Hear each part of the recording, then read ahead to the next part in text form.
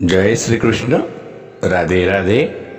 રાધે સત્સંગમાં સત્સંગનું રસપાન કરતા બધા જ આત્મીયજનો શ્રી વલ્લભની પ્રેરણાથી પ્રેરાઈને રાધે સત્સંગમાં આજે આપણે કમલ તલાઈ એટલે કે કમલ મંડળીનો મનોરથ તે વિશે જોઈએ, જાણીએ.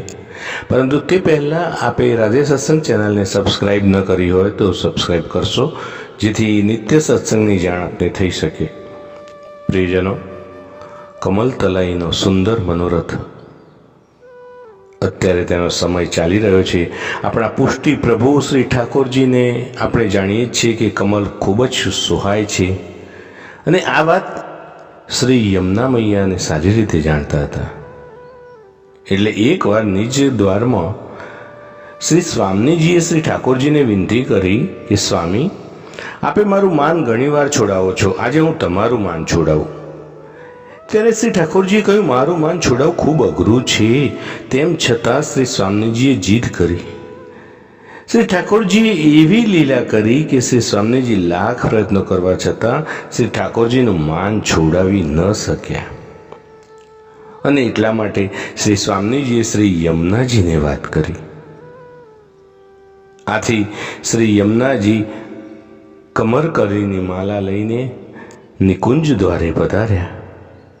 શ્રી ઠાકોરજીએ યમુનાજી કમલકલીની માલા લઈને પધારતા તે જોઈને મંદ મંદ હાસ્ય સાથે શ્રી યમુનાજીને ભેટે છે, અને આ રીતે શ્રી ઠાકોરજીનું માન છૂટ્યું.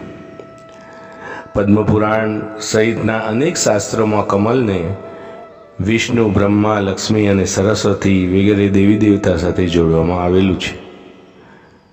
એટલે આ કમળનો ઉપયોગ હંમેશા દિવ્ય સુંદરતાના પ્રતીક તરીકે કરવામાં આવે છે. આ કમળની આ શાસ્ત્રીય મહત્વતા તેમજ આપણા પુષ્ટિ શ્રી ઠાકોરજીને કમળ ખૂબ જ સુહાય છે. તેથી ઉષ્ણકારમાં શીતલતા બક્ષતા કમળનો બંગલો, કમલકુંજ, તળાવમાં ઉગી ઉઠેલા કમર આદિ મનોરથો પ્રભુ સુખાર્થે પુષ્ટિ વૈષ્ણવ સિદ્ધ કરે છે. પ્રિયજનો, આ મનોરથમાં વૈષ્ણવજનો પોતાની પાસે ઉપલબ્ધ સામગ્રીને ધ્યાનમાં રાખીને કોઈ પાત્રમાં તળાવના ભાવથી જલ પધરાવે. જાણે તળાવમાં કમર ઉગી ઉઠ્યા છે તેવી જ રીતે ચારે બાજુ કમલ પધરાવે. આની સાથે વ્રજસખા, વ્રજસખીઓ શ્રી ઠાકોરજીને કમળના પુષ્પ અને માળા અંગીકાર કરાવે છે તેવી ભાવના કરવામાં આવે છે. તો આવી રીતે આ મનોરથને કમલ તલાઈ અને કમલ મંડળીનો મનોરથ કહેવામાં આવે છે.